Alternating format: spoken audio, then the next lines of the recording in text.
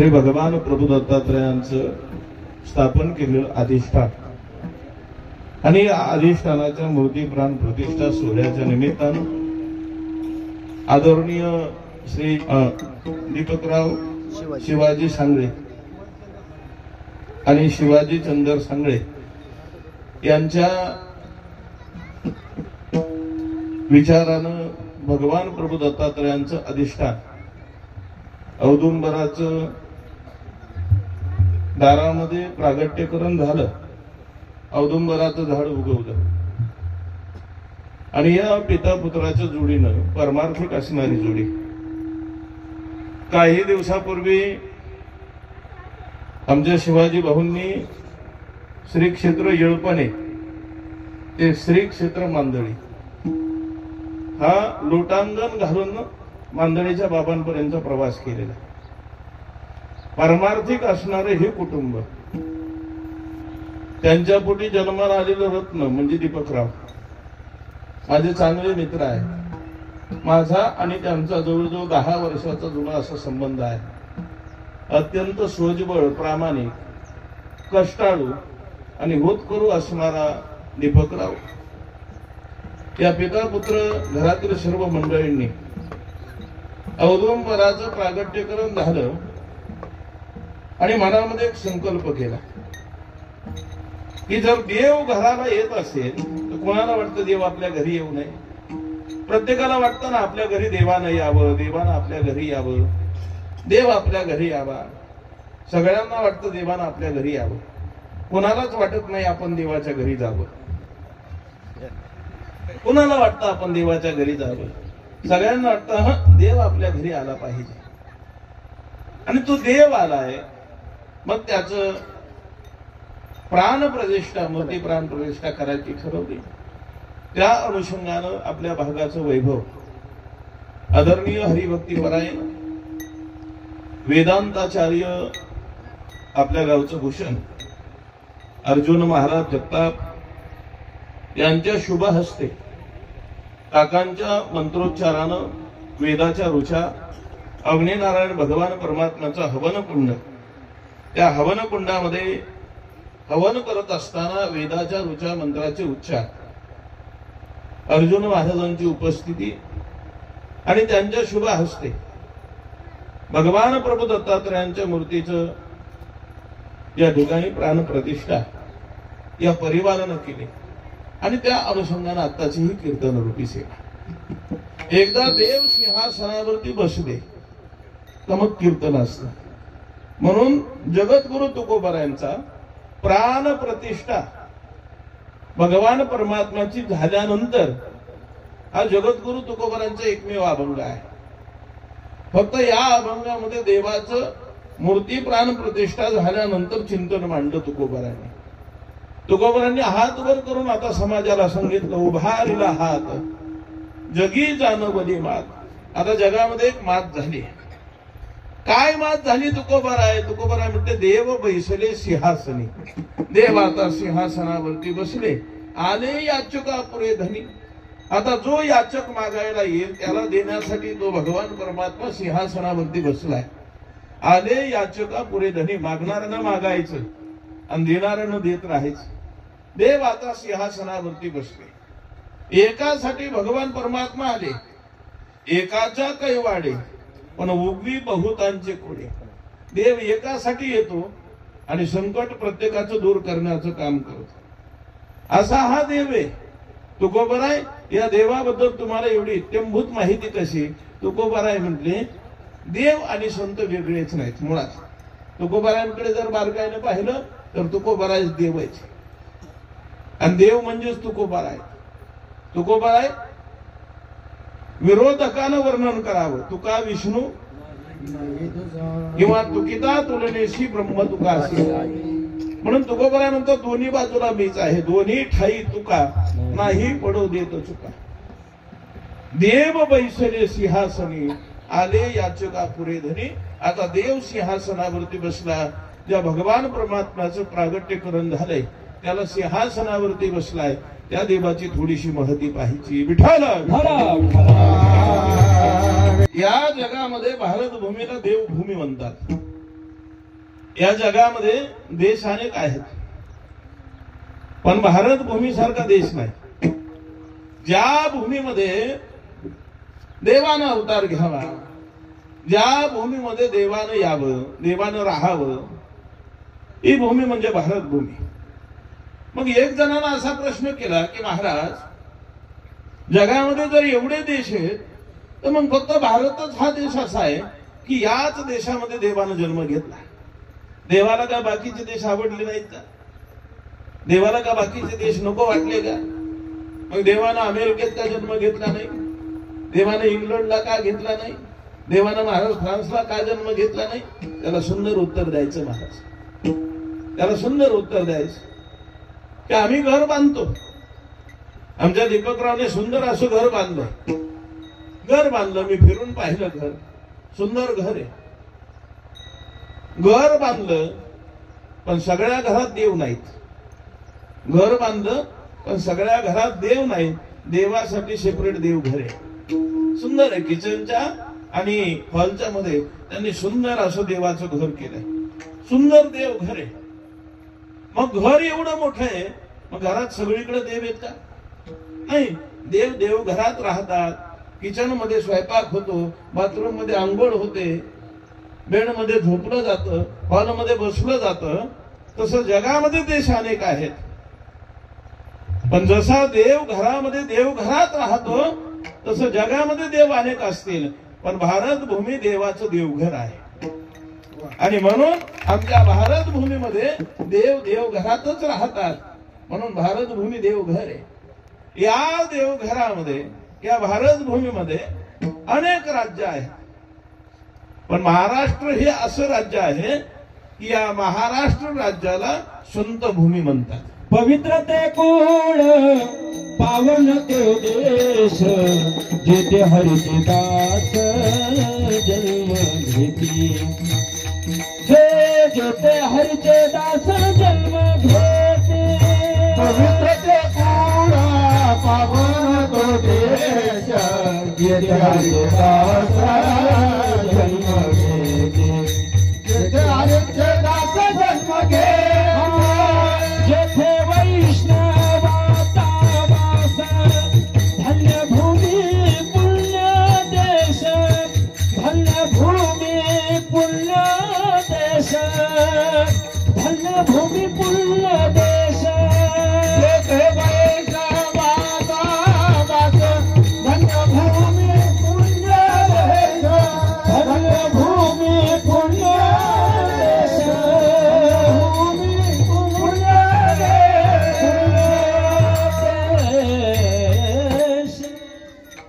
जेथे वैष्णवांचा वास, धन्य भूमी धन्य देश. संत कुठं जन्माला येत नाहीत, संत पवित्र भूमीमध्ये जन्माला येतात.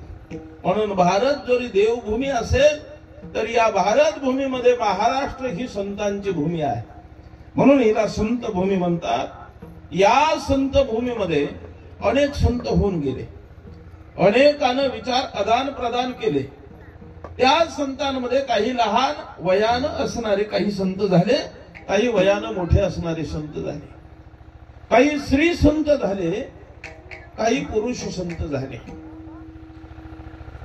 काहीनं आपलं कर्म करताना, आपलं गृहस्थ आश्रम चालवत असताना गृहस्थ आश्रम स्वीकारून परमार्थ केला, तर काहीनं ब्रह्मचर्य व्रत पाळून परमार्थ केला. संतांनी दोनही बाजूनं, गृहस्थी संत ही आम्हाला पाहायला मिळाले आणि संन्यासीही आम्हाला पाहायला मिळाले. संन्याशानंही परमार्थ केला, गृहस्थीनंही परमार्थ केला. जगद्गुरु तुकोबाराय, श्री संत नामदेवराय, श्री संत एकनाथ महाराज प्रपंच केला, आपला संसार पाहून परमार्थ केला. असोनी संसारी, संसारामध्ये राहिले, पण ज्यांनी सांगितलं ना असोनी संसारी, ते चक्रवर्ती सम्राट कैबल्याचा पुतळा, चैतन्याचा जिव्हाळा, योगाची माऊली, साधकाचा मायबाप, अनाथाची माय, अलंकापूर निवासी माऊली ज्ञानोबरांनी प्रपंच नाही केला. यांनी ब्रह्मचर्य व्रताचं पालन केलं. 21 महिने 3 दिवस आणि 5व्या दिवशी संजीवन समाधी घेतली. काही संन्यासी संत महात्मे आम्ही पाहिले, काही गृहस्थी पाहिले, काही पुरुष संत पाहिले, तर काही महिला संत पाहिले आम्ही. श्री संत जनाबाई, श्री संत मुक्ताबाई, कानोपात्रा, संत निर्मळा, परमार्थ केला महाराज उच्च कोटीचा. तसंच या भारत भूमीमध्ये काही महान पतिव्रता ही आम्ही पाहिल्या. अहिल्या, तारा, मंडोदरी, आम्ही अशा महान पतिव्रता पाहिल्या. या पतिव्रतेमध्ये आपला श्रीगोंदा तालुका एवढा पवित्र आहे, एवढा पवित्र आहे. भारत भूमी पवित्र जगाच्या पाठीवरती. भारत भूमीमध्ये महाराष्ट्र पवित्र आहे, संत भूमी आहे. महाराष्ट्रासारखी भूमी नाही. आणि या भूमीमध्ये महाराष्ट्रामध्ये अनेक जिल्हे आहेत, पण आपल्या अहिल्यानगर सारखा जिल्हा नाही. का बरं? माऊली ज्ञानोबरायांनी जगाच्या उद्धारासाठी वयाच्या 16व्या वर्षी पैस खांबाला टेकून गीतेवरती टीका, गीता अलंकार नाव ज्ञानेश्वरी जेने निगमवल्ली प्रकट केली, ती आमच्या अहिल्यानगर जिल्ह्यामध्ये केली. आपला नगर जिल्हा म्हणून पवित्र आहे की जगाला सांगण्याचं तत्वज्ञान, जग ज्या तत्वज्ञानानं चालतं ते ज्ञानेश्वरी सारखं अलौकिक तत्वज्ञान आपल्या अहिल्यानगर जिल्ह्यामध्ये तयार झालं. आणि त्याच्याही पुढे या अहिल्यानगर जिल्ह्यामध्ये तालुके अनेक आहेत, पण आपल्या श्रीगोंदा तालुक्यासारखा तालुका नाही. या श्रीगोंदा तालुक्यानं जगाला 2 देव दिले. म्हणाल जगाला 2 देव कसे दिले? या श्रीगोंदा तालुक्याचं पहिलं नाव होतं चांबारगोंदा. या श्रीगोंद्याला पहिलं चांबारगोंदा म्हणायचं. ज्या वेळेला पुंडलिक आई वडिलांची कावड घेऊन काशी यात्रेला निघाला, बायकोला खांद्यावरती घेतलंय, आई बापाच्या गळ्याला दोरे, आणि पुंडलिक राय काशी यात्रेला चाललाय. वर्णन खूप सुंदर आहे त्याचं. माय पित्याच्या गळ्याला दोरी, बाईल खांद्यावरी. माय पित्याच्या गळ्याला दोरी, बाईल खांद्यावरी. पुंडलिका काशीला त्राकरी, पुंडलिका काशीला त्राकरी. पुंडलिक काशीया त्राकरी, पुंडलिक काशीया त्राकरी. माय पित्याच्या गळ्याला दोरी, बाईल खांद्यावरी. माय पित्याच्या गळ्याला दोरी, बाईल खांद्यावरी. पुंडलिक काशीया त्राकरी, पुंडलिक काशीया त्राकरी. पुंडलिक काशीया त्राकरी, पुंडलिक काशीया त्राकरी.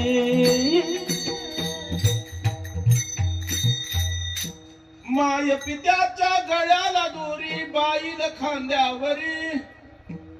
आई वडिलांच्या गळ्याला दोरी, बायकोला खांद्यावरती घेतलं आणि पुंडलिक काशीला निघाला. येता येता पायातला जोडा तुटला. आई वडिलांना झाडाच्या सावलीला बसवलंय आणि लोकांना विचारलं, का हो एखादा चर्मकार आहे का जोडा शिवून देणारा? सांगितलं आहे, गावामध्ये जा, रोहिदास नावाचा चर्मकार आहे. विचारलं कुठे? सांगितलं या रस्त्यानं सरळ जा, त्याचं दुकान दिसेल. आमच्या श्रीगोंदाच्या भूमीमध्ये कावड ठेवली. आई वडिलांना सोडले, बांधलेलं दूर झाडाच्या सावलीला, बायकोला बसवलंय तिथं, आणि जोडा शिवायला श्रीगोंद्याच्या भूमीत गेला. त्याला चांबारगोंदा म्हणायचं. जोडा शिवायला गेला, पाहिलं, वर्णन केलेल्या रस्त्यानं वर्णन केलेलं घर दिसलं. घराच्या बाहेर दुकान मांडलेलं होतं. त्या दुकानाच्या बाहेर उभे राहिलेत महाराज पुंडलिक, आणि हाक मारली, कोणी आहे का? आतून रोहिदास महाराज बाहेर आले. कपाळाला गंध आहे, डोक्याची केस वाढलेली, जटा आहेत, साधूचा पोशाख आहे अंगावरती. विचारलं, महाराज मी तो जोडा कोण शिवतो? सांगितलं मीच शिवतो. माझा तुटलाय, शिवून द्याल? देतो ना, देतो. रोहिदास महाराज म्हटले, आणा जोडा इकडं. पुंडलिकानं जोडा दिला, पायातला काढला, हातात दिला. पुंडलिक रायाचा जोडा रोहिदास संतांनी हातात घेतला, आणि रोहिदासांनी विचारता विचारता विचारलं, आपण गावातले दिसत नाहीत, ओळखीचे वाटत नाहीत, कोण आहात आपण? आपला परिचय सांगा. सांगितलं, मी काशी यात्रेला आई वडील आणि पत्नीला घेऊन सहकुटुंब निघालोय, पांतस्थ ब्राह्मण आहे. एवढं ऐकलं, हातामध्ये घेतलेला जोडा डोक्यावरती बांधला रोहिदासानं, आणि जोडा घेऊन नाचायला लागले. संत चरण रज लागता सहज वासनेची बीज जळून जाय. संतांच्या पायाची धूळ लागावी म्हणून देव देखील संतांच्या पाठीमागं पळतो. पायाची धूळ लागावी म्हणून डोक्यावरती जोडा घेतला, नाचायला लागले. पुन्हा पुन्हा पुन्हा पुन्हा पुंडलिक म्हणतो, महाराज द्या ना जोडा शिव. जोडा शिव. जोडा शिवायला बसले. 2 पायाच्या मध्ये जोडा धरलाय. पाठीमागं सभाना होता, खिडकी होती, त्या खिडकीतून एक दोरी बाहेर आलेली होती. पाठीमागं पाहिलं, ती दोरी हातात धरली आणि आपल्या शेंडीला बांधली, केसाच्या जटेला बांधली. का बांधली कळालं नाही पुंडलिकाला. आणि जोडा शिवण्यासाठी 2 पायामध्ये जोडा धरला, आरी घेतली, मेनात बुडवली, आणि आरी त्या जोड्यामध्ये टोचवण्यासाठी जोर दिला म्हणून खाली वाकले. जसे खाली वाकले तशी डोक्याची केस ओढली गेली, त्याला बांधलेली ती दोरी ओढली, आणि दोरी का ओढली कळालं नाही. पुन्हा ती आरी त्या जोड्यात अशी टोचवलेली, त्याला खालून दोरा ओढला, आणि पुन्हा दोरावरती ओढण्यासाठी आरी माघारी ओढली, पुन्हा सरळ झाले, दोरी मोकळी झाली. पुन्हा जोर लावला, पुन्हा दोरी ओढली, पुन्हा मोकळे, पुन्हा पाठीमागे मोकळी झाली. असं बऱ्याच वेळा केलं. न राहून पुंडलिकाने विचारलं, महाराज तुम्ही जोडा शिवता ठीक आहे, पण केसाला दोरी का बांधली? पुंडलिकराय म्हटले, मी सांगण्यापेक्षा तुम्ही डोळ्यानं पहा. आणि महाराज हेच लक्षात ठेवा, कानाचं आणि डोळ्याचं 4 बोटाचं अंतर आहे. जोपर्यंत डोळ्यानं पाहत नाही तोपर्यंत कानावरती विश्वास ठेवायचा. कानावरती विश्वास ठेवला का वाटोळं झालं. म्हणून डोळ्यावरती विश्वास ठेवायचा, कानावरती नाही. माणसानं हलक्या कानाचं नसावं, बरोबर ना पहिलवान? माणसानं हलक्या कानाचं नसावं. शरदराव याचं त्याचं ऐकून एखाद्यानं सांगितलं ना, ते ऐकायचंच नाही, आपल्या डोळ्यानं विश्वास ठेवायचा. पुंडलिकराय म्हटलं, मी सांगण्यापेक्षा तुम्ही डोळ्यानं पहा ना. कानावरती विश्वास ठेवण्यापेक्षा डोळ्यानं पहा. उठले आणि आतमध्ये पाहिलं तर दोरी, डोक्याला बांधलेली दोरी त्या सभागातून आत गेली होती, आणि दोरीचं दुसरं टोक आतमध्ये चोपाळ्याला बांधलं होतं. चोपाळ्यावरती वृद्ध आई वडील झोपलेले होते. आपलं कर्म करताना आई वडिलांना धोका बसायचा, त्या चोपाळ्याला धोका बसायचा आणि आई वडिलांची सेवा घडायची. पश्चाताप झाला आमच्या श्रीगोंद्याच्या भूमीमध्ये.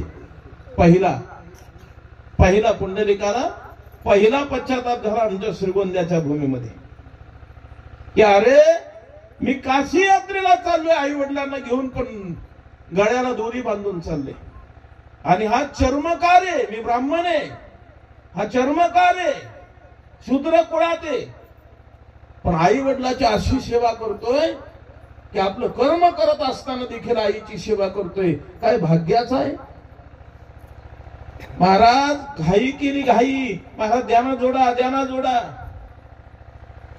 जोडा घेतला, पाठीमागचा पुढचा विचारच केला नाही.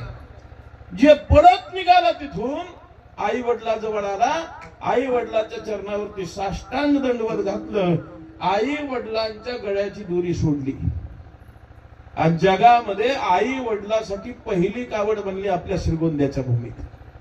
इतका श्रीगोंदा पवित्र आहे, इतका श्रीगोंदा पवित्र आहे. आई वडिलांसाठी पहिली कावड बनली श्रीगोंद्याच्या भूमीत. आणि मग पुंडलिकानं काशी यात्रा केली, पण आई वडिलांची सेवा सोडली नाही. पंढरपूरच्या वाळवंटामध्ये, म्हणजे पंढरपूरमध्ये वाळवंट नव्हतं तेव्हा, न चंद्रभागा ना विठ्ठल, काही नव्हतं. हे दंडकारण्य होतं, नाशिक त्र्यंबकेश्वर पासून कर्नाटक पर्यंत. या दंडकारण्यामध्ये आई वडिलांची सेवा झोपडी बांधून करू लागला. देवाला काळजी वाटली, एवढा मोठा भगवत भक्त, एवढा मातृपितृ भक्त, देवानं परीक्षा पाहायची ठरवली. गंगेला आज्ञा दिली, ती भीमाशंकरला उगम पावली. दुडदुड वाहत आली, सगळ्यात वेगानं वाहणारी नदी आहे भीमा नदी. दुडदुड वाहत आली, पण पुंडलिकरायाची मातृपितृ भक्ती पाहिली आणि चंद्रासारखा वळसा घातला, निघून गेली, पण पुंडलिकाजवळ गेली नाही. म्हणून तिला चंद्रभागा म्हणतात. चंद्रासारखा वळसा घालून निघून गेली. आधी ही भीमा, नंतर ही भीमा, फक्त तेवढ्या चंद्रासारखा आकार म्हणून चंद्रभागा. चंद्रा पडली भग, इंद्र झाला काळा, नारद चुकला चाला भजनाचा, त्या चंद्राची भग गेली म्हणून चंद्रभागा. दोन कारण, प्रत्येक गोष्टीला कारण जास्त असतं, तसं कारण. शेवटी भगवान परमात्मा आले आणि पुंडलिक रायाला सांगितलं, हे पुंडलिका मी आलो. पुंडलिकाने विचारलं कोण? सांगितलं परब्रह्म प्रकाश भगवान परमात्मा पांडुरंग. सांगितलं देवा आई वडिलांची सेवा करतोय, तोपर्यंत थांब, आई वडिलांची सेवा होईपर्यंत. देव म्हटले कुठे थांबू? इंद्राला शाप मिळाला होता आणि इंद्र वीट होऊन उन्मत होऊन पडलेला होता. ती वीट चांगली वाटली म्हणून पुंडलिकानं घरात आणून ठेवली. ती इंद्र रूपी वीट घेतली आणि देवाकडं न पाहता, असा देव मागे उभा, न पाहता अशी देवाकडे फेकून दिली. देवाच्या पायावरती पडेल, डोक्यात पडेल, देवाच्या अंगावरती पडेल, देवाला लागेल, काही विचार केला नाही. तुकोबराय म्हणले एवढा पुंडलिक धीट, ऐसा कैसा रे धीट, मागे फिरकाविली विट, मागे फिरकाविली विट, मागे फिरकाविली विट. ऐसा कैसा रे तू धीट, मागे फिरकाविली विट, मागे फिरकाविली विट, मागे फिरकाविली विट. ऐसा कैसा तुरे धीट, कारे पुंड्या मातलासी उभे केले विठ्ठलासी.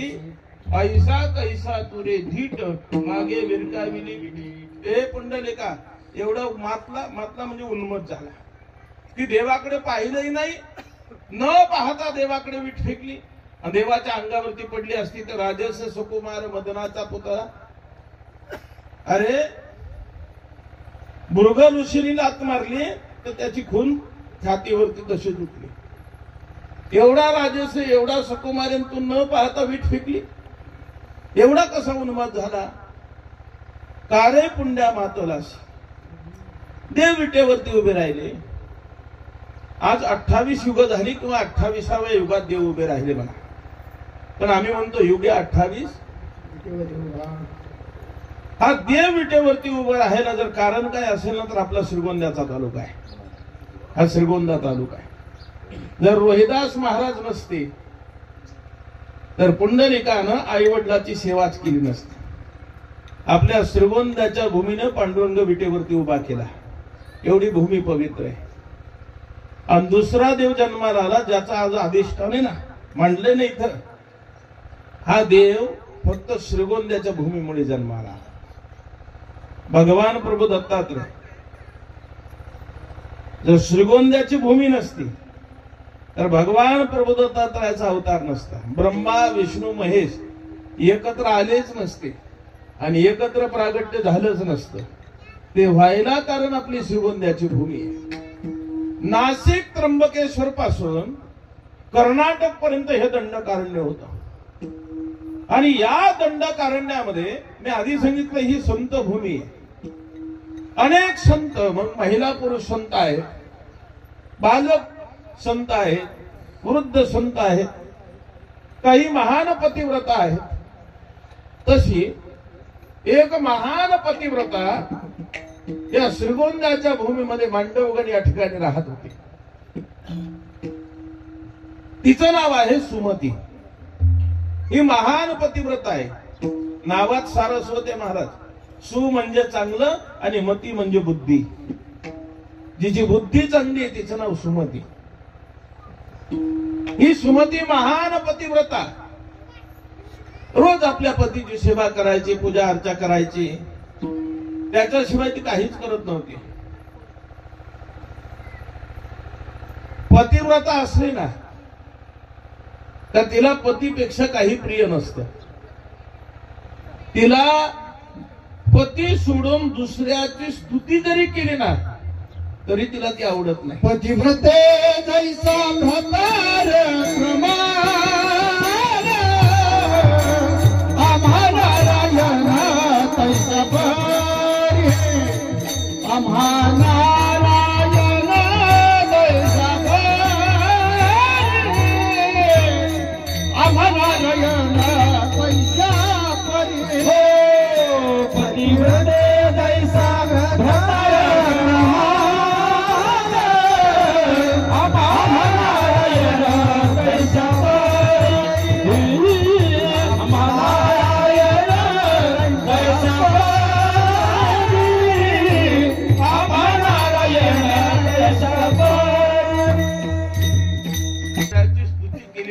आवडत नाही. पतिव्रता नेनो अनेकांची स्तुती. पतिव्रतेला दुसऱ्याची स्तुती केलेली देखील आवडत नाही. पतिव्रता तिला म्हणावं. पतिव्रता ही सुमती आणि तिच्या लहान बहिणीचं नाव होतं शांडिल्य. या शांडिल्यनं मनामध्ये विचार केला होता, बस बस लग्न नाही करायचं, लग्न नाही करायचं, लग्न नाही करायचं. पण पातिव्रत्याचं एक दिवस तिने चर्चा ऐकली आणि शांडिल्यानं मनामध्ये ठरवलं, बस आता लग्नच करायचं, लग्न करायचं. पतिव्रतेसारखं दुसरं पातिव्रत्याचं लक्षणच नाही. मग तिनं काय केलं, लग्न करावं की न करावं हा मोठा प्रश्न निर्माण झाला. दोन्ही बाजूनं जर पाहिलं तर दोन्ही बाजू तेवढ्याच उच्च कोटीच्या आहे. आता अर्जुन महाराज इथं मला काय जास्त उघड बोलता येणार. संन्यासालाही तोच अधिकार आहे आणि गृहस्थीलाही तोच अधिकार आहे. फक्त परमार्थ करता आला पाहिजे. जर गृहस्थीला अधिकार नसता तर जगद्गुरु तुकोबराव वैकुंठालाच गेले नसते. नाथ बाबांच्या घरी 36 वर्ष देवाला कामच केलं नसतं. नामदेवरायांच्या हातून देव जेवलाच नसता. आणि माऊली ज्ञानोबरायांच्या समाधी सोहळ्याला कानोराज महाराज पाठक गृहस्थी ब्राह्मणाचं कीर्तनच झालं नसतं. एकदा गंमत पहा, एकदाच समाधी घेतली, माऊलींना समाधी नाही लागली. महाराज माऊलींनी समाधी घेतली, लगेच समाधी नाही लागली माऊलींना. माऊलींनी किती वेळा समाधी घेतली पेटी मास्तर? धरिले दोन्ही कर जातो ज्ञानेश्वर बैसावया जातो ज्ञानेश्वर समाधिस्थ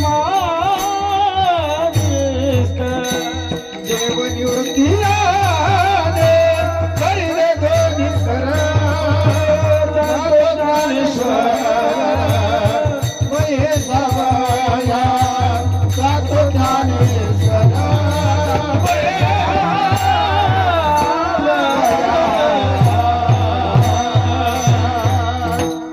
महाराज माऊली ज्ञानोबरायांचं देवानं हात धरला. देवी निवृत्ती याने धरले दोन्ही कर. एका बाजूला देवानं, एका बाजूला निवृत्ती दादानं. म्हणजे असे एका बाजूला देवानं आणि एका बाजूला श्री गुरु निवृत्ती दादानं हात धरलाय. एका बाजूला देव आहे, एका बाजूला गुरु आहे. दुसरा भाव पहा, एका बाजूला साक्षात ब्रह्म आहे भगवान पांडुरंग परमात्मा विष्णू, आणि दुसऱ्या बाजूला आहे निवृत्ती दादा म्हणजे शंकर, सदाशिवाचा अवतार स्वामी निवृत्ती दाता. एका बाजूला विष्णू आहे आणि माऊली ज्ञानोबा आहे कोण? गंमत पहा ना, माऊली ज्ञानोबा आहे कोण? विष्णूच. आणि एका बाजूला कोणी धरलंय? विष्णूनच. पण एका बाजूला पुन्हा शिव आहे, एका बाजूला शिव तत्व आहे, एका बाजूला थोरला भाऊ आहे, एका बाजूला देव आहे, एका बाजूला गुरु आहे, एका बाजूला देव आहे, एका बाजूला शंकर, एका बाजूला विष्णू आहे. आणि मग माऊली ज्ञानोबा समाधी लागली. मग समाधी लागायला पाहिजे ना, दिल्या दिल्या देव होते म्हटल्यानंतर शरद भाऊ नाही लागले. 108 वेळा समाधी. माऊलीच्या समाधी सोहळ्याचं कीर्तन सुरू झालं, समाधी लागली, माऊली समाधीतून कीर्तन संपलं आणि माऊली समाधीतून जागी झाली. पुन्हा दुसऱ्या समकालीन संतांचे कीर्तन, पुन्हा कीर्तन रंगात आलं, माऊलीला समाधी लागली, पुन्हा कीर्तन संपलं, माऊली समाधीतून जागी. असं 107 वेळा झालं. आणि मग देवाला विचारलं, देवा माऊलीला समाधी लागत नाही का बरं? माऊली म्हणले, अजून एक संत यायचे बाकी आहे. माऊली कोण? देवाला विचारलं, देवा कोण? देव म्हटले, त्यांचं नाव आहे कान्होराज महाराज पाठक. केंदूर पाबळ नावाच्या गावामध्ये गृहस्थी ब्राह्मण येते. माऊली त्यांना काका म्हणायचे. ते आल्याशिवाय समाधी लागत नाही. मग कान्होराज महाराजांना बोलावून आणलं आणि माऊलींच्या समाधी सोहळ्याचं 108 नंबरचं कीर्तन कान्होराज महाराजांचं झालं. मग माऊलीला समाधी लागली. मला सांगायचं तात्पर्य, माऊली ज्ञानोबा दंडी संन्यासी, संन्यासी नाही दंडी संन्यासी, हातामध्ये दंड होता. एका दंडी संन्यासाच्या समाधी सोहळ्याला एका गृहस्थी ब्राह्मणाचं कीर्तन होतं आणि मग एका दंडी संन्यासाला समाधी लागते. मग श्रेष्ठ संन्यासी की गृहस्थी? दोन्ही बाजूने विचार करा. आणि गृहस्थी जर महाराज श्रेष्ठ म्हणावं तर संन्यास घेणारी वेळेत त्या, तर संन्यासाला श्रेष्ठ म्हणावं तर गृहस्थी काय वेळ आहेत का? अधिकार संन्यासालाही त्याच्या योग्यतेने, अधिकार गृहस्थीलाही त्याच्या योग्यतेने. गृहस्थीनं आपला प्रपंच करून परमार्थ करावा आणि संन्यासानं प्रपंच न करता परमार्थ करावा. पण असं झालंय आता नाही बोलत. चला बारकाईनं पहा, ज्यांना काही नाही त्यांना जास्त आशा आहे, जास्त आशा आहे त्यांना साठवण्याची. हे घर कुणाचं? संन्यासी बाबाच. आणि हे लेकरं कुणाची? ब्रह्मचारी बाबाची. असंच झालंय ना आता. आता ही गंमत झाली, माया गोळा करायचं काम झालं. अधिकार संन्यासाला, अधिकार गृहस्थीला. या शांडिल्यनं विचार केला, मी गृहस्थी जीवन भोगावं, काय करू? तिनं गृहस्थी जीवन भोगायचं की संन्यासी राहायचं ही शंका तिच्या मनामध्ये. पण एक दिवस काय झालं, वनवा लागला, वनवा. आणि त्या वनव्यामध्ये संपूर्ण गाव जळून गेलं. ही असणारी सुमती, तिचा पती आणि ती पतिव्रता, या सुमतीनं हातामध्ये पाणी घेतलं आणि त्या अग्नी नारायण भगवान परमात्म्याकडे पाहून म्हटली, हे नारायणा, मी जर महान पतिव्रता असेल ना आणि खरी पतिव्रता असेल ना तर हा अग्नी माझ्या घराला जाळू शकत नाही. तिनं हातामध्ये पाणी घेतलं आणि असं आपल्या घराच्या भोवती शिंपडलं. अख्खं गाव जळून भस्मसात झालं. पण त्या सुमतीचं घर काही जळालं नाही जळालं. अख्खं गाव बाहेर आलं, सगळं जळून राग झालं. सुमतीच्या घरातला अग्निनारायण आलाच नाही. विचारलं का आला नाही? त्यावेळेला शांडिल्य तिथं आली आणि तिने विचारलं, ताई अगं गाव जळून गेलं ग, मंदिरापर्यंत आग गेली, सिद्धेश्वराच्या मंदिराला आग लागली, तुझं घर मात्र जळालं नाही. न जळण्याचं कारण तिनं सांगितलं, मी हातामध्ये पाणी घेऊन अग्निनारायणाला सांगितलं, मी महान पतिव्रता असेल तर माझ्या घराकडे येऊ नको. आणि घराला विडा मारला पाण्याचा. अग्निनारायण वाकडी दिशा घेऊन निघून गेला, पण माझ्या झोपडीकडे आला नाही. बास सांडिल्यने ठरवलं, आज जर पतिव्रतेमध्ये एवढी ताकद असेल तर मी जगातली अशी पतिव्रता होईल, अशी पतिव्रता होईल की माझं नाव त्रैलोक्यामध्ये व्हावं, अशी पतिव्रता मी महान. बहिणीला विचारलं, ताई मला वाटतं का आता मी लग्न करावं आणि तुझ्यासारखी पतिव्रता व्हावी, ताई काय करू आता? तिनं सांगितलं, आता एक कर, सोमवारी पहाटे पहाटे उठ आणि सिद्धेश्वराच्या मंदिरामध्ये पूजेला जा. सिद्धेश्वराच्या मंदिरामध्ये पूजेला गेल्यानंतर पूजा करून मंदिराच्या बाहेर आली, तुला जो पहिला कोणी पुरुष दिसेल त्याला पती मान आणि त्याच्या गळ्यामध्ये माळ घाल, पती म्हणून त्याचा स्वीकार कर. दोघीच बहिणी होत्या. मोठ्या बहिणीनं सांगितलं, लहान बहिणीने शिरसाबंद मानलं. सोमवारच्या दिवशी पहाटे उठली, स्नानादी कर्म केली, हातामध्ये पाणी घेतलं आणि सिद्धेश्वराच्या मंदिराकडे निघाले. मंदिरामध्ये जाताना घंटी वाजवली. घंटा वाजली, मंदिरामध्ये गेली, सिद्धेश्वराला पाणी अर्पण केलं, सिद्धेश्वराची पूजा केली, दर्शन केलं आणि मंदिराच्या बाहेर निघाली. जाताना घंटी वाजवली होती. एवढ्या सकाळी सकाळी कोण आलं म्हणून त्या मंदिराच्या बाहेर एक कुष्ठरोगी होता, जो भिक्षा मागायला बसायचा, भीक मागायला बसायचा. त्याला वाटलं एवढ्या सकाळ सकाळ घंटा वाजली, याच्या आरती कोणीतरी मोठा माणूस आला, आपल्याला सकाळ सकाळ काहीतरी मिळेल. म्हणून तो कुष्ठरोगी ज्याच्या अंगातून पू वाहतोय, ज्याच्या अंगातून रक्त वाहतय, अंगाला इंचा इंचा गणित जखमा झालेल्या आहेत, असा तो दुर्धर आजाराने पीडित झालेला तो कुष्ठरोगी तो दरवाजामध्ये येऊन बसला.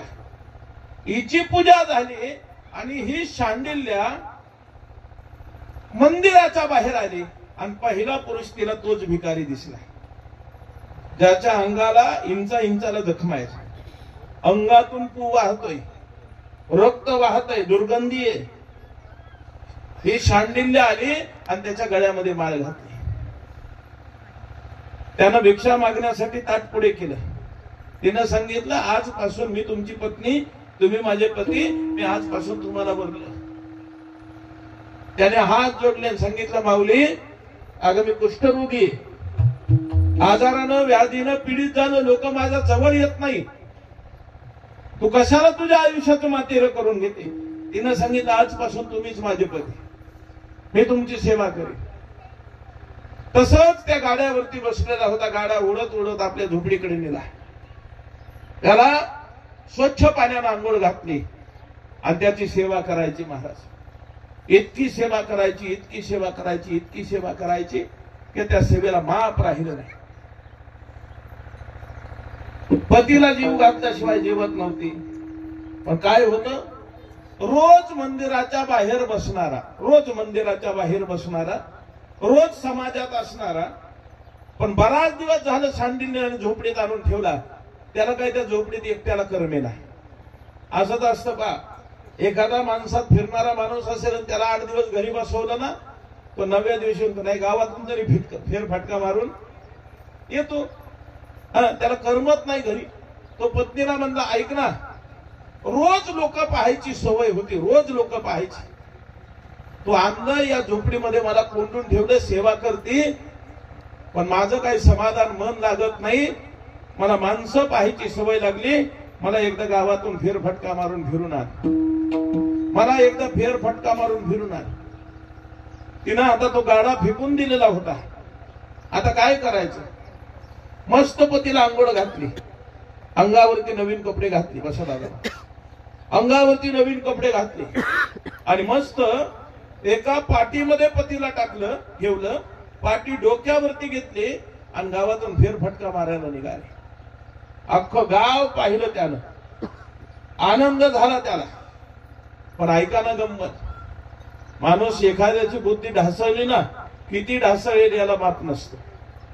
एखाद्याची बुद्धी ढासळली ना, किती ढासळेल याला माप नसतं. येता येता एक वेश्या त्याला दिसली आणि त्या वेश्येवरती त्याचं मन गेलं. कुष्ठरोगानं पीडित झालाय. माणसाची बुद्धी कधी कधी ढासळत असते. एवढा मोठा आसाराम बापू होता, ढासळत असते ना बुद्धी कधी कधी. देवघरात फोटो होते, बुद्धी ढासळली. बुद्धी ढासळत असते माणसाची कधी कधी. त्या वेश्येवरती नजर गेली, पत्नीला म्हणला, ही वेश्या किती सुंदर आहे, मला तिच्या बरोबर समागम करायचा. पत्नीला म्हटलं, पण महान पतिव्रता होती. तिनं सांगितलं, वेश्या धनाच्या पाठीमागे लागलेली, पैशासाठी देह विक्री करते. आपल्याकडे पैसा नाही, तुमची इच्छा पूर्ण करीन पण पैसा आल्यानंतर. मग तिनं पै पैसा गाठीला जमवला. तिच्याकडे पैसे झाले. हा रोजच म्हणायचा, काय झालं काय झालं काय झालं. वासनेच्या आहारी गेलेला माणूस, त्याला कळत नाही महाराज. वासना धुंद झालेल्या माणसाला कळत नाही. म्हणून 3 वर्षाच्या मुलीवरती बलात्कार झाले. वासना धुंद नराधम झाले. वासना 5 वर्षाच्या मुलीवरती बलात्कार केले. वासना एवढी भयानक आहे, वासनेसारखा शत्रू नाही महाराज.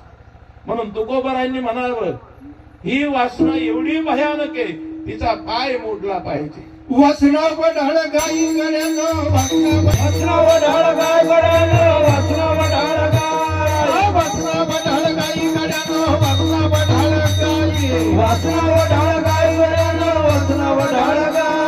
जान बोला बापाई, जान बोला बापाई, जान बोला बापाई, जान बोला बापाई.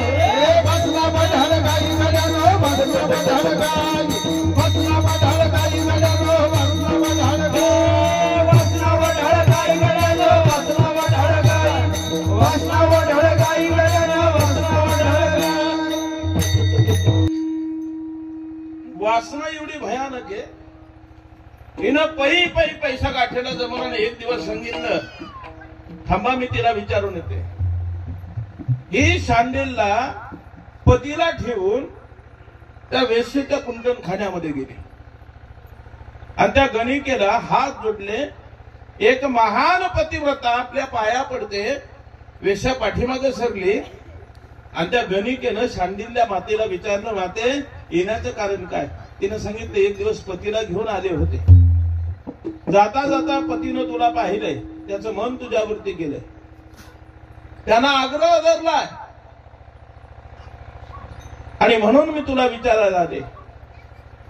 तिनं सांगितलं, काही काळजी नाही, पण आज नाही, येत्या अमावस्येला रात्री 12 वाजता त्याला माझ्याकडे घेऊन ये, मी त्याची इच्छा पूर्ण करेन. आनंद झाला. सांडिल्य माता गेली. पतीला सांगितलं, दिवसा पाठीमागून दिवस जात होते, त्यालाही आनंद झाला. अमावस्येचा दिवस उगवला. शांडिल्य माताने दिवसातून 3 वेळा त्याला आंघोळ घातली, त्याला स्वच्छ कपडे घातले. संध्याकाळ झाली, टोपली सजवली आणि टोपलीमध्ये टाकलं आणि 11 वाजता त्या वेश्येच्या गणिकेच्या घराकडे जायला निघाले. पण येता येता त्या टोपलीतून याचा पाय बाहेर निघालेला होता. तो पाय येता येता त्या पायाचा धक्का मांडव्य नावाचे ऋषी होते. या मांडव्य ऋषींना राजानं सुळावरती दिलेलं होतं. साधूला राजानं सुळावरती दिलेलं होतं. तो म्हणाल, सुळावरती का दिलं महाराज. असं आहे, आपण कर्म जे करणार आहे ना, ते आपल्याला भोगावं लागतं. कर्म व्याजासहित परत येतं. आपण जे पेराल ना, तेच उगवतं. कबीरदासजींचा दोहा आहे, बीज बोया बबुल का आम कहासी आहे. आपण एखादं कर्म केलं ना, एखाद्याला थोडा त्रास दिला ना, व्याजासहित तो परत भोगावा लागतो दादा. व्याजासहित एखाद्याला आनंदी केलं तर त्याचंही पुण्य आम्हाला तेवढ्याच पटीत मिळतं. दुःख दिलं तर त्याचंही आम्हाला व्याजासहित भोगावं लागतं. काय झालं, एक दिवस एक भिंगुरटी म्हणजे आपल्या घरामध्ये असते पाहते, तिला आपण कुंभारीण म्हणतो, मातीचं घर बनवते. त्या मातीच्या घरामध्ये राहणारी ती भिंगुरटी, त्या भिंगुरटीला या मांडव्य ऋषींनी काटा टोचला होता. काय टोचला होता? काटा टोचला होता.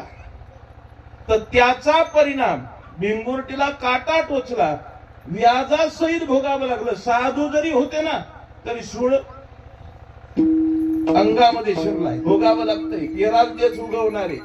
आणि असं आहे महाराज, एक दाना पेरला ना का 1000 दाण्याचं कणीस मिळतं. असं ते ना, एक दाना पेरला, दुसऱ्याला थोडा त्रास दिला, तुम्ही गंमत पहा, भोगावं लागतं की नाही. एक बोट दुसऱ्याकडे करा, 3 आपल्याकडे होतात, एक दुसऱ्याकडे करा. मला सांगा, एक हा आपण म्हणतो ना, एखाद्याच्या तोंडाला काळं लावायचं, ठीक आहे, पण काळं लावण्यासाठी काय होईना आधी स्वतःचा हात काळा करून घ्यावा लागेल ना. आधी काळं कुणाला? आपल्याला, मग दुसऱ्याला काळं. आधी एखाद्याला खड्डा खांदायचा आहे, पण खांदण्यासाठी काय होईना त्या खड्ड्यात उतरावं लागेल ना. कुणाला? आपल्याला. मग दुसरा पडेल त्या खड्ड्यात. पडेल तेव्हा पडेल, पण आधी आपल्याला भोगावं लागतंय. भोग भोगून संपवावे लागतात.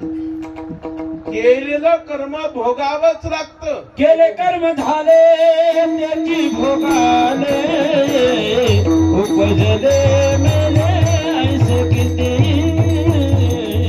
उपजले मेले ऐसे किती.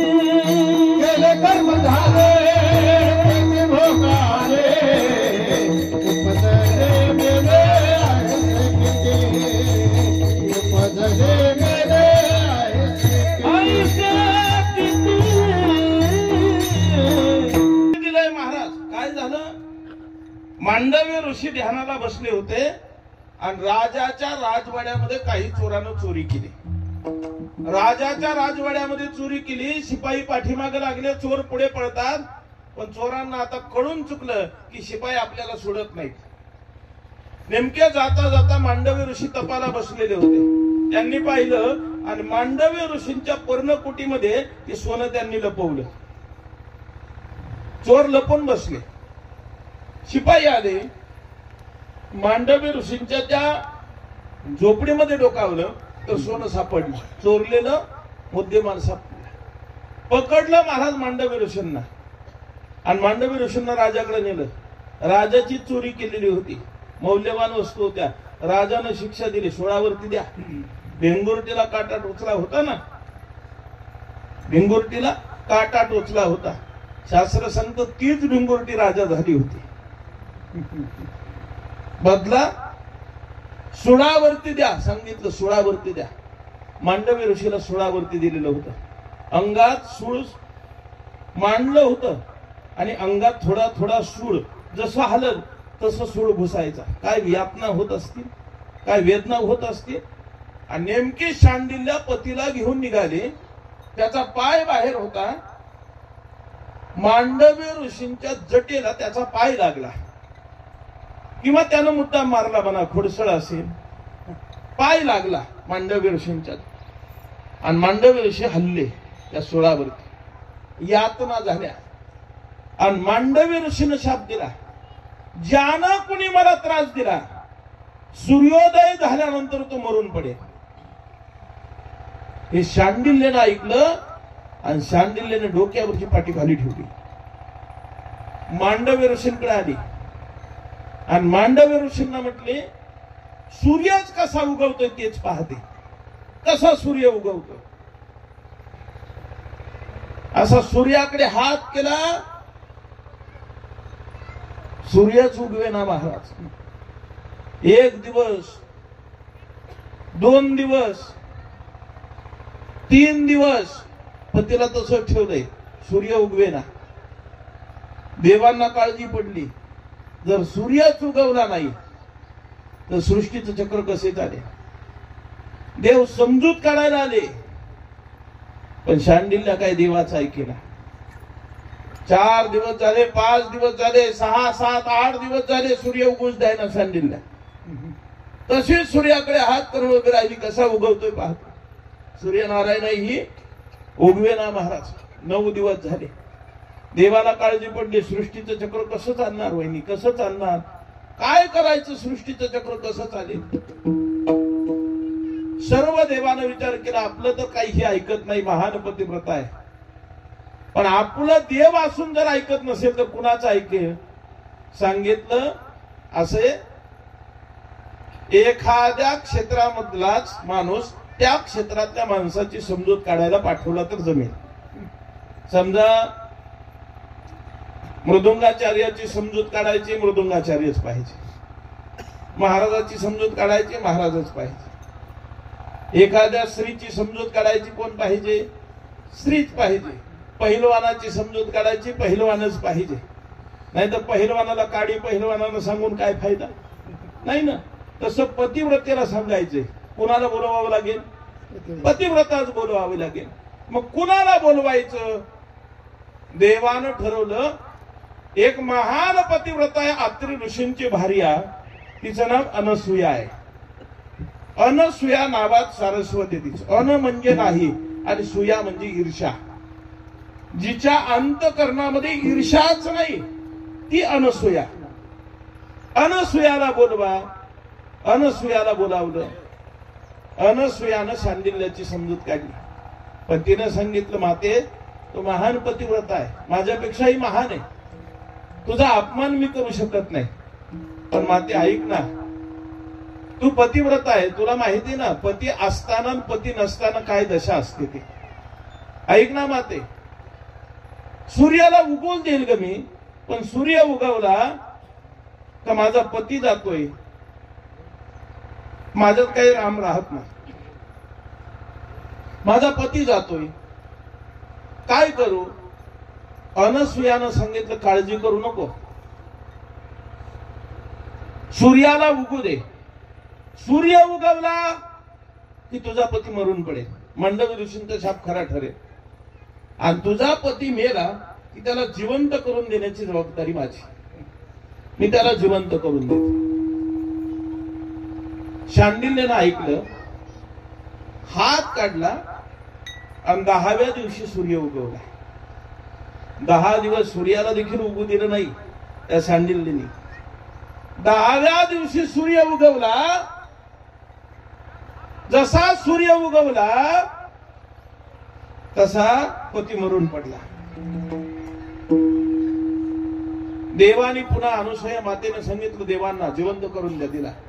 दैदिप्यमान काया केली, रोग निघून गेला, कुष्ठरोग गेला त्याचा, दैदिप्यमान झाला तो, त्याची काया चांगली झाली, काया चांगली झाली त्याची. अनुसूयेने देवांना मदत केली. पण शांडिल्य काय म्हटले ऐका, शांडिल्य म्हटली, तुम्ही जरी मला पती जिवंत करून दिला असेल तरी 10 दिवस झाले मी आंघोळ केली नाही, 10 दिवस सौभाग्याचे अलंकार घातले नाही, 10 दिवस कपाळाला कुंकू लावलं नाही, 10 दिवस मी विधवेसारखं जीवन काढलं. या 10 दिवसाचं दुःख कोण भोगेल, याचा काहीतरी मार्ग काढा. मग देवानं सांगितलं, इथून पुढे ज्या कुणा घरातला एखादा माणूस जाईल त्याचं दुःख फक्त पत्नीनं वाटून घेतात, सगळं गोत्र वाटून घेईल. आणि मग सगळ्या गोत्रानं तिथून पुढे 10 दिवस सुतक धरायचं हे ठरलं. म्हणून 10 दिवस सुतक, 10 दिवस सुतक सगळ्यांना धरायचं. सांगितलं, मी अलंकार धारण केले नाही. सांगितलं, रजस्वला दिवसामध्ये कोणतीही स्त्री 3 दिवस अंगावरती अलंकार घालणार नाही, तुझ्यासाठी हे पाळलं जाईल. म्हणून रजस्वला स्त्रीनं 3 दिवस अंगावरती दागिने घालू नये. 10 दिवस सर्वांनी सुतक धरा, हे पाळावं. आणि मग देवांना मदत केली अनुसूया मातेने. म्हणून ब्रह्मा विष्णू महेश या 3 देवांना अनुसूया मातेला विचारलं, आई तू आम्हाला एवढी मोठी मदत केली, आम्हाला काहीतरी तू माग ना, तुला काय पाहिजे. तिनं सांगितलं, आता तुमच्या सानिध्यामध्ये जवळजवळ माझे 4-5 दिवस गेले. या शांडिल्याची समजूत काढता काढता तुमच्या सानिध्यामध्ये गेले आणि तुम्ही मला येता जाता आई आई आई आई आई म्हणत राहिले. आता माझी एकच इच्छा आहे, की तेवढं तुम्ही तिघं माझ्या पोटी जन्माला या आणि खरंच मला एकदा आई काय असते त्या आईचं सुख अनुभवू म्हणून तुम्ही 3 देवानं माझ्या पोटी जन्म घ्यावा ही अपेक्षा व्यक्त केली. भगवान परमात्मा तथास्तु म्हटले, विठ्ठल. आणि म्हणून 3 देवानं अनुसूयेच्या पोटी जन्म घ्यायचा ठरवला. ही जी आम्ही दुसरी कथा ऐकतो ना की देव पत्न्यांना अहंकार झाला, हे निमित्त आहे. हे शांडिल्यला सूर्य उगू द्यावा म्हणून प्रार्थना केली आणि मदत केली म्हणून देवानं तिच्या पोटी जन्माला येईल असा अनुसूये मातेला वर दिला होता. हे निमित्त आहे की 3 देव. आम्ही आतापर्यंत काय कथा ऐकली, एकदा डोक्यातला तुमच्यात एक खोड काढून टाकतो. आम्ही काय कथा ऐकली मामा, देव पत्न्यांना महाराज अहंकार झाला आणि देव पत्न्यांना नारदजीने सांगितलं तुमच्यापेक्षाही एक महान पतिव्रत आहे, तिचं नाव अनुसूया आहे, अत्रि ऋषींची भारी आहे. म्हणून त्या अहंकार असणाऱ्या पत्न्यांना देवाला सांगितलं तिचं पतिव्रत्य भंग करा म्हणून देवांना पाठवलं आणि देव अनुसूयाच्या आश्रमामध्ये आले, ब्राह्मण बनून आले आणि देवानं अनुसूया मातेला इच्छा भोजन मागितलं ना. हीच कथा ऐकली ना छगन चौगुल्याची, बरोबर ना, हीच ऐकली. अनुसूया मातेला इच्छा भोजन मागितलं आणि इच्छा भोजनामध्ये अनेक त्याच्यामध्ये त्यानं अनेक गारा शिजून दे, गाराचा भात करून दे, तांदूळच, ते त्यानं बरंच समजावून सांगितलं. आता पुढे ऐका. मग देवानं शेवटची इच्छा केली अनुसूया मातेला की अनुसूया आम्हाला इच्छा भोजन दे पण आम्हाला नग्न भोजन वाढ. कसं भोजन वाढ? नग्न म्हणजे विवस्त्र होऊन. आम्ही तेच ऐकलं ना, विवस्त्र होऊन. नग्न म्हणजे नागव, विवस्त्र होऊन. आता एक डोकं लावा बरं. जे देव अनुसूयेला आई म्हणत होते, गंमत पहा, जे देव अनुसूयेला आई म्हणत होते ते देव अनुसूयेला म्हणतील का तू नागवी होऊन मग आम्हाला जेवण वाढ? पटतं का तुमच्या बुद्धीला? खरं सांगा बरं. जाऊ द्या, ते देव म्हणू नाही म्हणू, पण तेच देव पुढे जन्माला आले ना, ब्रह्मा विष्णू महेश दत्त भगवान प्रभू. मग जिच्या पोटी देव जन्माला आला, देव आईला म्हणतील का तू नागवी होऊन आम्हाला भोजन वाढ? दीपकराव बरं, तुम्ही आम्ही कुणाची लेकरं? देवाची. कुणाची? देवाची. वहिनी अनुसूया कुणाची मुलगी? देवाची. कुणाची मुलगी? देवाची. मग जगामध्ये असा बाप आहे का तो आपल्या मुलीला म्हणेल तू नागवी होऊन मग मला भोजन वाढ? जर माणसाला एवढी बुद्धी आहे मग देवाला नसेल का? कसं खरंय? कसा देव म्हणेल नागव होऊन भोजन वाढ? नग्न शब्दाचा अर्थ आहे, त्याचा समास विग्रह केला तर न अधिक अग्न. न म्हणजे नाही, अग्न म्हणजे अग्नी. ज्या अन्नाला अग्नीचा स्पर्श झाला नाही असं अन्न आम्हाला वाढ. आणि अग्नी हा सूर्याचा अंश आहे. कोणतंही अन्न निर्माण व्हायला सूर्यप्रकाश लागतो, तसं अन्न निर्माण होत नाही. शेवळ देखील पाण्यात तसं निर्माण होत नाही. अन्न कोणतंच निर्माण होत नाही सूर्य नाही उगवला तर. फक्त एकच अन्न आहे की त्याचा आणि सूर्याचा संबंध नाही, ते म्हणजे आईच्या शरीरात लेकरासाठी निर्माण होणार दूध. जोपर्यंत आईच्या शरीरात आहे तोपर्यंत सूर्याचा अग्नीचा त्याचा संबंध नाही. मग आता काय करावं लागेल? आधी तिच्या शरीरात दूध उत्पन्न करावं लागेल. मग दूध कधी उत्पन्न होईल? मातृत्व शक्ती जागी झाली तर. मग तिला माता बनवावं लागेल. मग माता बनवण्यासाठी अत्रि ऋषींनी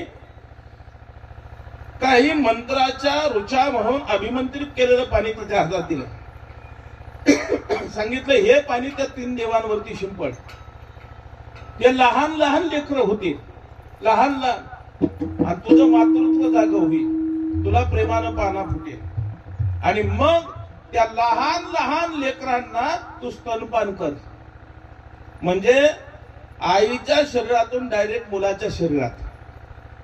म्हणजे सूर्याचा प्रकाश संबंध काही आला का? नाही. आईच्या शरीरातून डायरेक्ट मुलाच्या शरीरात. त्याला म्हणायचं नग्न भोजन. म्हणून देवांना लहान बनवलं आणि अनुसूया मातेनं देवांना नग्न भोजन ते दिलं की ज्याचा आणि अग्नीचा संबंध नाही, असं नग्न भोजन मागितलं, ते दिलं. देव प्रसन्न झाले आणि देवानं विचारलं आई काय? आईनं सांगितलं तीच इच्छा पूर्ण करा. आई म्हणताना मग माझ्या पोटी जन्माला या. आणि मग भगवान प्रभू दत्तात्रय आईच्या पोटी जन्माला येण्यासाठी तयार झाले. पण भगवान परमात्मा जन्माला येताना अयोनी संभव जन्माला येतात. हाताला फोड आला, त्या फोडातून भगवान प्रभू दत्तात्रयाचा, दुर्वास ऋषींचा आणि चंद्रनारायण भगवान परमात्म्याचा जन्म झाला. 3 देवाचे 3 अंश रूपाने जन्माला आले. पण चंद्रनारायण भगवान परमात्मा निघून गेले तपाला, दुर्वास मुनी तपाला निघून गेले आणि भगवान प्रभू दत्तात्रयाकडे आपलं थोडं सामर्थ्य देऊन गेले. मग आपला काही अंश भगवान प्रभू दत्तात्रयाकडे ठेवल्यामुळे दत्ताला 3 तोंड, म्हणून त्रिमुखी दत्त. दत्ताचं वर्णन करतानाच महाराजांनी सांगितलं त्याला 3 तोंड आणि 6 हात. 3 शिरे 6 हात, 3 शिरे 6 हात, 3 शिरे 6 हात. तया माझे दंडवत, तया माझे दंडवत, तया माझे दंडवत, तया माझे दंडवत, तया माझे दंडवत, तया माझे 3 शिरे 6 हात, तया माझे दंडवत, तया माझे दंडवत, तया माझे दंडवत, 3 शिरे 6 हात, तया माझे दंडवत, तया माझे दंडवत, तया माझे दंडवत. 3 शिरे 6 हात. महाराज म्हणले म्हणून त्याला 3 शिर आहे. हे 3 अंश राहिले, चंद्रनारायण भगवान परमात्म्याचा आणि एक दुर्वास ऋषींचा आणि एक स्वतः भगवान प्रभू दत्तात्रयांचा, म्हणून 3 शिर. आणि भगवान प्रभू दत्तात्रयानं आई वडिलांची सेवा केली. आई वडिलांची सेवा करता करता त्यांनी तीर्थयात्रा करायला सुरुवात केली. पण आई वडिलांना सांगितलं मी तुमच्याच जवळ राहील. आणि मग जेव्हा जेव्हा आई वडील त्या भगवंताला हाका मारायचे, देव यायचा. तसा भगवान परमात्मा आजही हाक मारली तर येतो. तुकोबराय म्हणतात फक्त त्याला हाक मारता आली पाहिजे. उभारीला उभारीला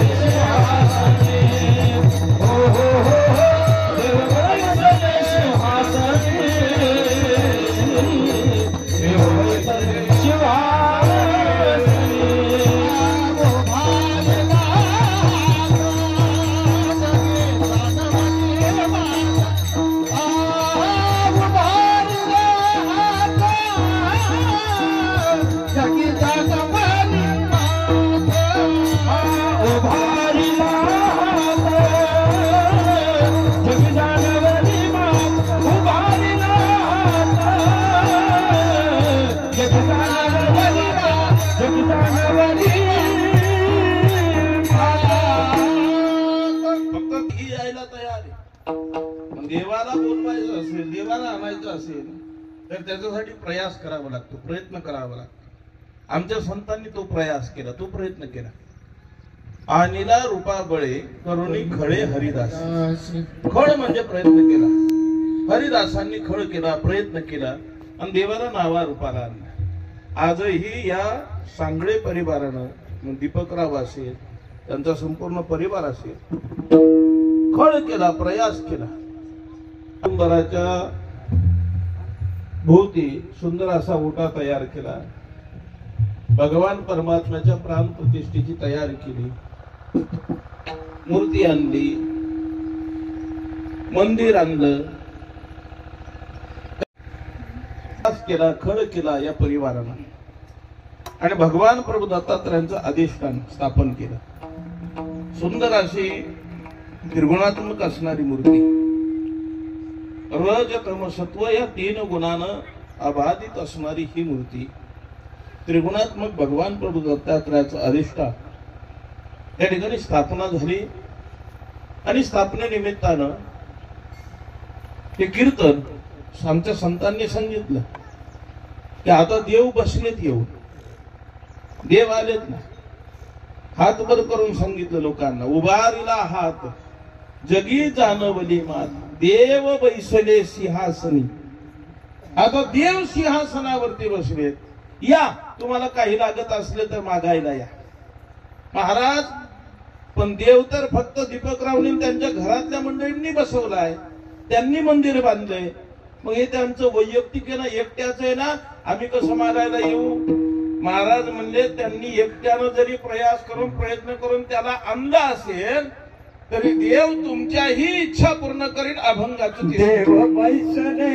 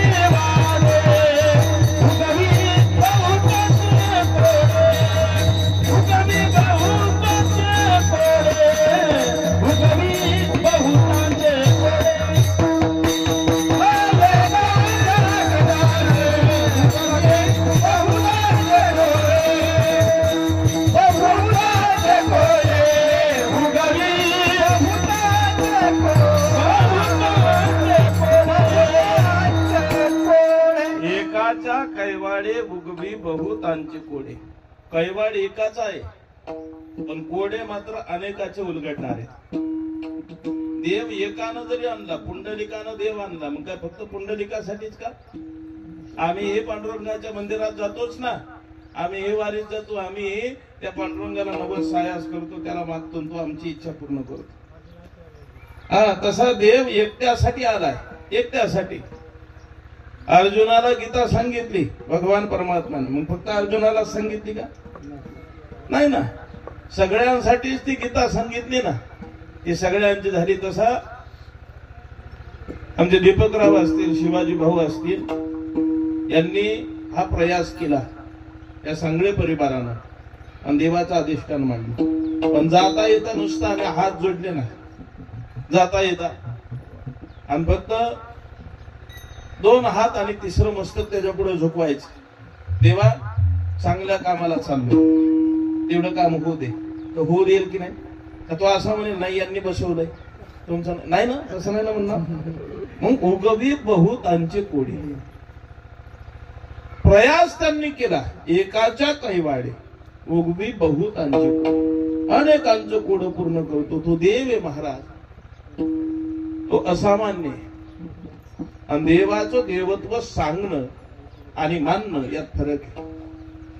देव मानला पाहिजे, देव आहेच ना, फक्त तो मानता आला पाहिजे, त्याला ओळखता आलं पाहिजे. देव ओळखण्यासाठी कलियुगात बाकी प्रयास करावाच लागत नाही. सोपा साधन सांगितलं, नामचिंतन. देव आपोआप कळतो महाराज, पण नामचिंतन झालं पाहिजे. पण संप्रदायाचा नियम आणि वारकरी संप्रदायाचा दंड, एकदा भगवंताचं नामचिंतन. विठोबा